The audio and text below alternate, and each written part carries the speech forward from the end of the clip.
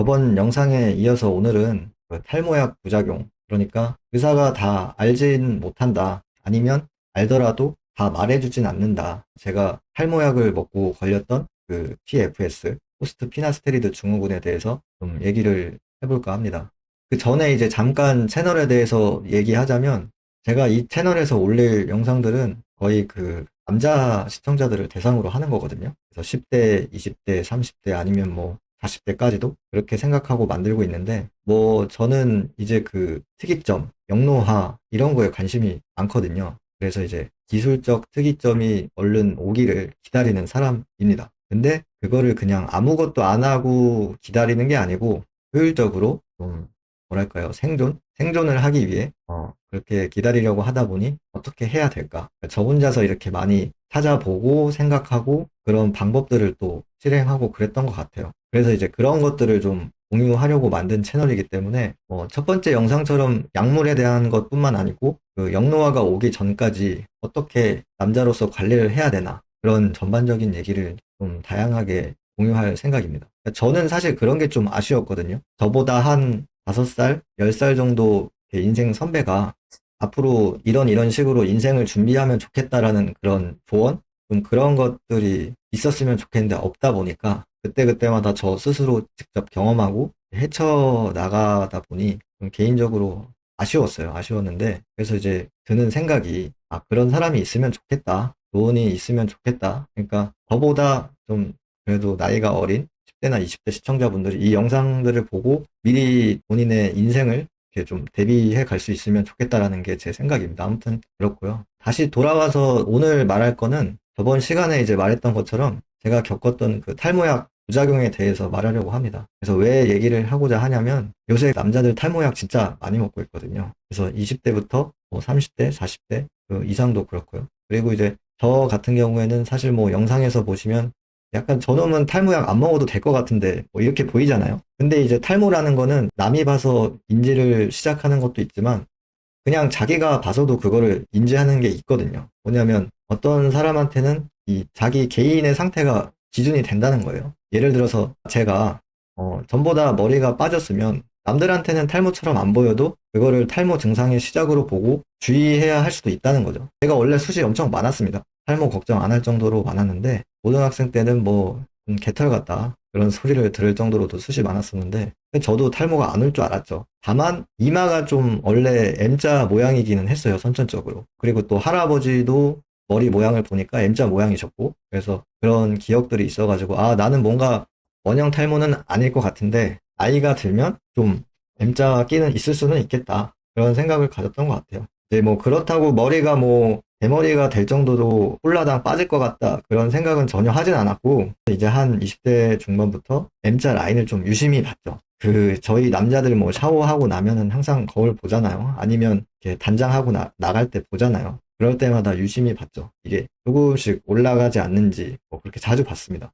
뭐 매일은 아니더라도 꾸준히 계속 봐왔다. 제가 뭐 말로만 하긴 좀 그렇지만 나름 그 관찰력이 좀 뛰어난 편이거든요. 디테일하게 좀 잘 본다고 해야 되나요? 그래서 남에 대해서도 볼 때 어떤 뭐 신체적인 변화나 외모적인 변화 같은 거를 좀 인지를 잘하는 편이거든요. 이게 이제 왜 그러냐면 제 몸에 대해서도 관심이 많으니까 뭐 남에 대해서도 그런 것 같아요. 그래서 이제 사실 20대 때 변화가 있긴 있어요. 왜냐면 우리가 20대 중반부터 노화가 거의 시작된다고 하잖아요. 그래서 머리도 진짜 유심히 보면은 변화가 생깁니다. 저도 이제 봤을 때 1년 단위로 약간씩 변화가 있었어요. M자 부분이 1년에 뭐 1mm 아니면 1mm도 안 될 수도 있는데 조금씩 후퇴하는 게 있긴 있었어요. 근데 뭐 그게 정말 미세하긴 했고요. 그러다가 이제 30대 때 제가 코인을 좀 했었거든요. 근데 그때 좀 스트레스 많이 받았습니다. 그래서 몇 달 동안 스트레스를 많이 받아서 원형 탈모가 왔었어요. 그러니까 정수리 원형 탈모 말고 그 뒤에 땜빵 나는 거 있죠. 평소에 막 땜빵 나고 이래가지고. 근데 그 시기 때 앞머리 M자 라인도 또 확 올라가더라고요. 그게 확 올라갔다고 해봤자 사실 2, 3mm 이 정도였던 것 같은데, 근데 이제 저는 뭐 1년에 1mm도 올라갈까 말까 하는데 몇 달 사이에 그 정도가 올라가니까 이게 저한테는 좀 큰 변화였죠. 저는 이제 항상 생각했던 게 아까도 이제 말했다시피 영로화가 오기 전까지 어떻게 최대한 효율적으로 기다리기 위해서 그 전에 할 수 있는 수단들은 다 하자는 주의였기 때문에 탈모는 초기에 잡아야 된다. 뭐 이런 말이 있잖아요. 그래서 지금 먹어야겠다. 사실 먹어야 할 때가 아닌데도 그냥 먹었던 것 같아요. 근데 이제 그런 게 있더라고요. M자가 유전 탈모에 의한 것 말고 노화로 인해서 생기는 그런 헤어라인 성숙화라고도 있더라고요. 그러니까 이거는 그냥 자연스러운 노화 현상의 일종, 그 헤어라인 올라가는 것 자체도. 그래서 저는 헤어라인 성숙화의 일종이었을 것 같은데 좀 약을 먹었던 케이스가 아닌가라고 생각하고 있습니다. 네. 그래서 이제 뭐 이게 정말 유전 탈모인지 아닌지를 판단하는 것도 좀 중요한 것 같기는 해요. 근데 이제 저는 약을 먹고 사실 후회를 많이 했죠. 왜냐면 부작용을 워낙 심하게 겪어가지고 후회를 많이 했습니다. 아무튼 그런 과정에서 그 탈모 관련 커뮤니티에서 많은 후기들이나 사례들을 찾아보니까 저처럼 탈모가 아닌데 예방 차원에서 아니면 유전 탈모가 아닌데 다른 탈모를 약간 착오해서 약을 먹는 케이스들이 꽤 많더라고요. 근데 이제 그런 사람들의 공통점이 좀 이상한 부작용을 겪는다. 오히려 탈모약을 먹었는데 탈모가 생기기도 합니다. 저도 그랬고요. 제가 이 부작용을 겪었을 때 거의 뭐 폐인 생활을 했었거든요. 그래서 그거를 극복하기 위해서 뭐 1년 넘게 관련 논문이나 내용들을 엄청나게 찾아봤습니다. 해외에서 주로 찾아봤었고요. 그래서 그런지 솔직히 뭐 의사보다도 꽤 많이 안다고도 할 수 있을 것 같아요. 이 탈모 약에 대해서 전문적으로 공부하지 않는 의사보다도 좀 더 알 수도 있지 않을까. 정말 많이 찾아봤거든요. 그리고 또 제가 직접 겪은 거기 때문에 이게 어떤 체감으로 어떤 느낌으로 그런 현상들이 오는지도 알고 있습니다. 아무튼 그거에 대해서 오늘 전체적으로 얘기를 하려고 하고요. 네, 그렇습니다. 아시겠지만 탈모약 간단히 설명하자면 이게 이제 대표적인 게 피나스테리드랑 두타스테리드가 있죠. 이 작용 기전은 테스토스테론이 DHT, 그러니까 디하이드로 테스토스테론으로 전환되는 것을 차단하는 역할을 합니다. 그래서 이제 피나스테리드는 최대 70%까지 차단을 하고 복용량에 따라서 다르지만 이제 정량 1ml 기준입니다. 그리고 두타스테리드는 정량이 0.5ml인데 이제 90%까지 차단하는 걸로 그렇게 알고 있습니다. 그래서 이 탈모약은 유전 탈모가 DHT에 엄청나게 취약하거든요. 그래서 그거를 차단하는 게 목적이고, 이게 제가 탈모약을 먹을 때는 대부분 커뮤니티에서의 인식은 이 약은 부작용이 거의 뭐 1%에 불과하고, 그리고 부작용이 오더라도 약을 끊으면 바로 회복이 되고, 그 다음에 어떤 우리가 알고 있는 그런 호르몬을 건드는 약이 아니다. 왜냐면 이제 저는 그 몸의 어떤 호르몬 시스템을 건드는 것 자체를 되게 좀 조심스러워 했거든요. 그러니까 저번 영상에서도 잠깐 설명했다시피 몸을 최대한 건강하게 오랫동안 유지하고 싶은 그런 성향을 가진 사람인데 저는 이제 우리 몸에서 가장 중요한 게 이 호르몬 시스템이라고 생각하거든요. 호르몬 체계. 그거를 건들고 싶지 않았습니다. 그래서 제가 이제 운동을 어렸을 때부터 꾸준히 했는데도 불구하고 스테로이드 약물을 절대 쓰지 말아야겠다는 생각을 가진 거거든요. 어떤 유혹이 와도. 그래서 그냥 순수하게 10 몇 년 동안 내추럴로 운동한 이유도 그런 거고요. 그러니까 영노화가 언제 올지는 모르겠지만 그때까지 뭐 시간이 걸릴 거 아니에요. 뭐 지금으로부터 10년이든 20년이든 30년이든 저는 그 전까지 그 사이에 최대한 노화가 일어나지 않는, 그러니까 저속 노화라고 하죠. 정희원 교수님 뭐 최근에 약간 뭐 무슨 일이 있었지만 정희원 교수님이 나와서 얘기를 했던 저속 노화, 그리고 뭐 외국에서는 브라이언 존슨이나 싱클레어 교수, 그리고 뭐 추한 도탄에 대해서도 한번 나중에 영상을 만들고 싶은데 저의 롤모델입니다. 60살인데 엄청나게 동안이죠. 거의 뭐 3, 40대로 보일 정도로. 그러니까 저도 진짜 그렇게 되고 싶은데 아무튼 그거를 이루려면 우리 몸을 최대한 데미지를 주지 말고 보존을 해야 된단 말이죠. 근데 이제 저는 탈모약이 몸에 그런 데미지를 주는 약이라고는 생각도 못했습니다. 생각도 못했고 정말 그 정도로 탈모약에 대한 인식이 감기약 먹듯이 그냥 먹는 거다 라는 수준이었던 것 같아요. 그때 당시에 커뮤니티의 그런 인식들이. 그리고 이 약물 말고는 뭐 대안이 없다, 뭐 그런 인식이었던 것 같습니다. 그래서 제가 탈모약을 먹고 어떤 증상들이 나타났냐, 아마 제가 경험했던 증상들은 부작용을 세게 겪는 사람들의 증상들하고 비슷하게 흘러갈 거라고 생각합니다. 제가 찾아봤을 때 공통적인 그런 것들을 많이 봤어요. 그리고 사실 탈모약을 먹고 부작용을 크게 체감하지 못하는 사람도 있긴 있습니다. 왜냐하면 사람마다 체질이 다 다르기 때문에 어떤 사람은 탈모약을 먹어도 그런 호르몬 시스템의 변화가 있어도 그거에 크게 영향을 받지 않는 체질도 있습니다. 그런 항상성이 좋은 거겠죠? 몸의 그런 호르몬의 변화에 대한 항상성이 좋은 몸이라고 생각이 되는데, 아무튼 그런 체질도 있기 때문에 이제 사람마다 좀 많이 차이가 심한 것 같고요. 근데 이제 제가 어떤 사례들을 많이 봤을 때는 이런 부작용이 나타나지 않는 그런 사람들은 약간 공통점이 있는 것 같더라고요.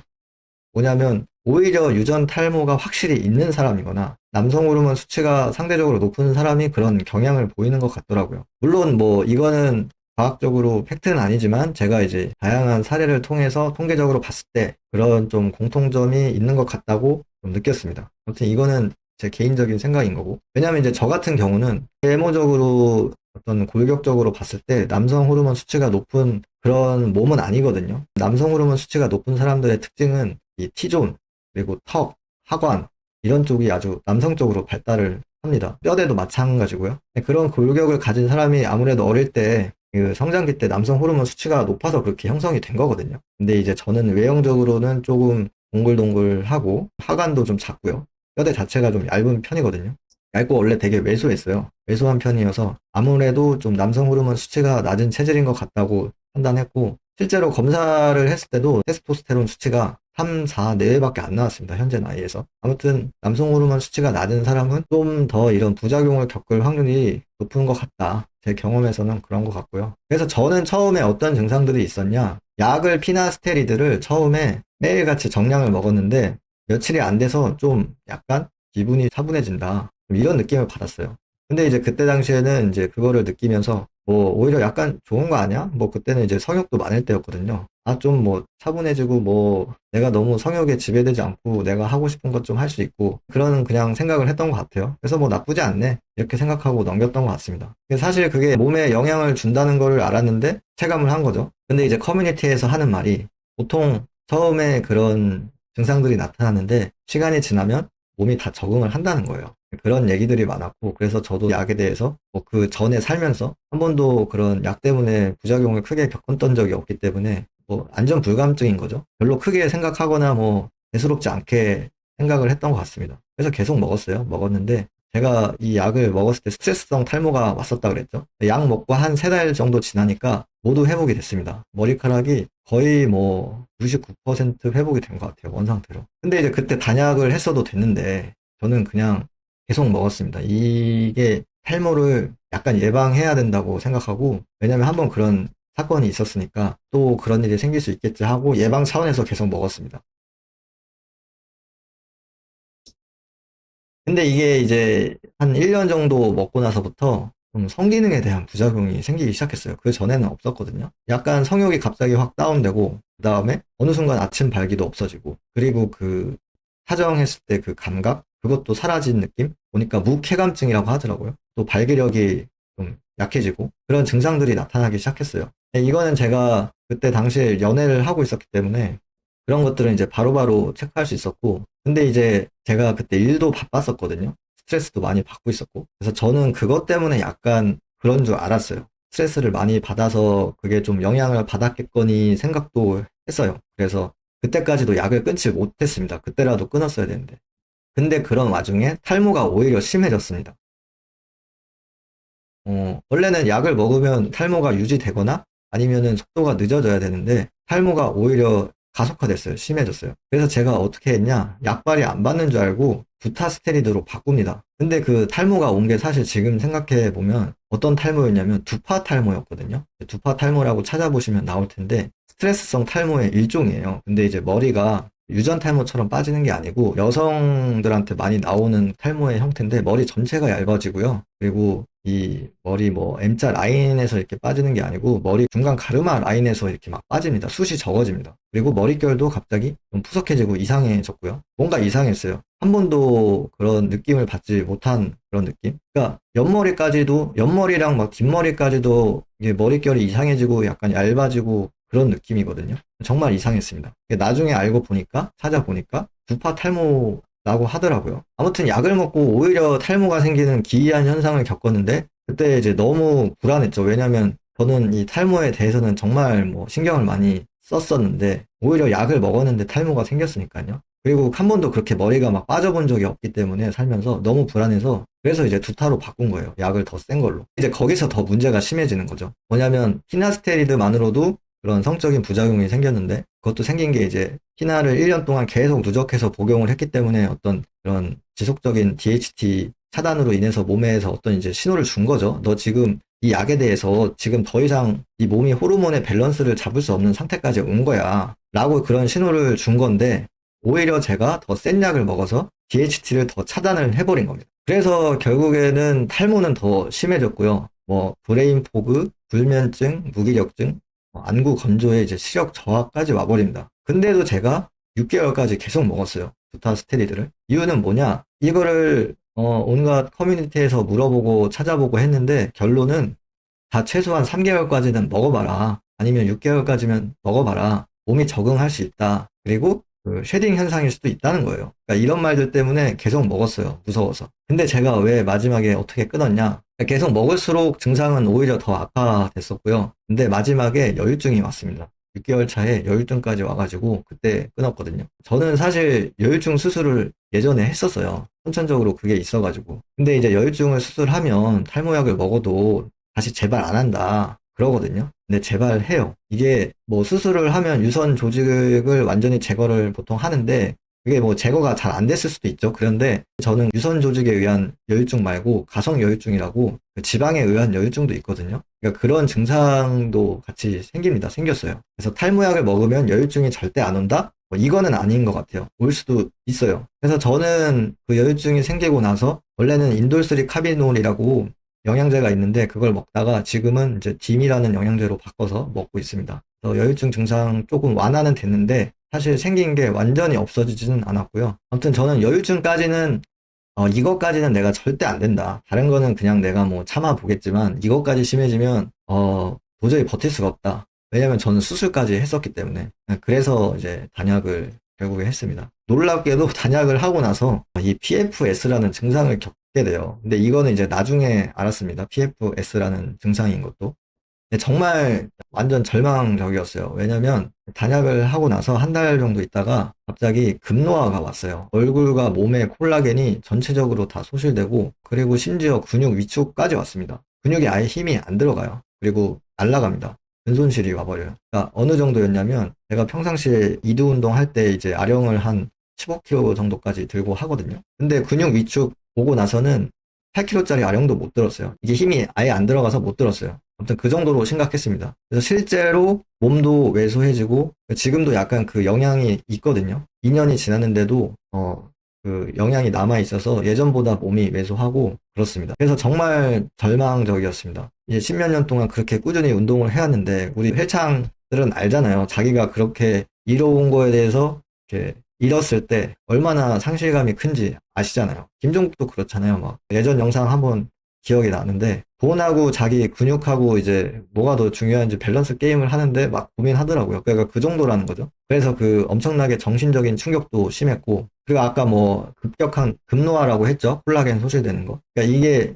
얼굴에 있는 특히 이제 눈밑이 가장 심한데 눈밑이 완전히 꺼지고요. 그다음에 볼도 처지고 그리고 피부의 살성이라고 해야 되나? 이런 것도 바뀝니다. 피부가 엄청 얇아집니다. 얇아지고 피부가 이렇게 잘 늘어나요. 피부가 좀 원래는 약간 쫀쫀했다고 하면은 안에 막 콜라겐이 없어서 그런지 피부가 막 늘어납니다. 그리고 아까 근육 위축하고도 관련이 있는데 얼굴에 있는 근육도 약해져가지고 이게 지지력이 약해집니다. 그래서 흘러내려요, 얼굴이. 그렇게 바뀝니다. 그리고 몸의 피부도 잔주름 같은 게 막 생깁니다. 그리고 피부 전체가 이제 건조해지고요. 아무튼 전체적으로 진짜 이게 한순간에 이렇게 바뀔 수 있나 할 정도로 정말 급격하게 옵니다. 급격하게. 그냥 시스템이 뭔가 꺼진 거죠. 물론 이 단약 후에 이런 부작용 말고도 그 기존에 있었던 부작용들 있죠. 뭐 브레인 포그나 우울증, 그리고 불면증, 무기력증, 안구 건조, 시력 저하, 성 기능에 관련된 부작용들도 이것도 계속 있습니다. 그러니까 PFS라는 거는 그런 증상이 계속 지속되는 거예요. 약을 끊으면 사라져야 되는데. 아무튼 영상이 좀 너무 길어질 것 같아서 탈모약 부작용에 대한 좀 첫 번째 영상은 여기까지 설명하는 걸로 하고요. 나머지 내용은 이제 두 번째 영상에 이어서 얘기하도록 하겠습니다. 감사합니다.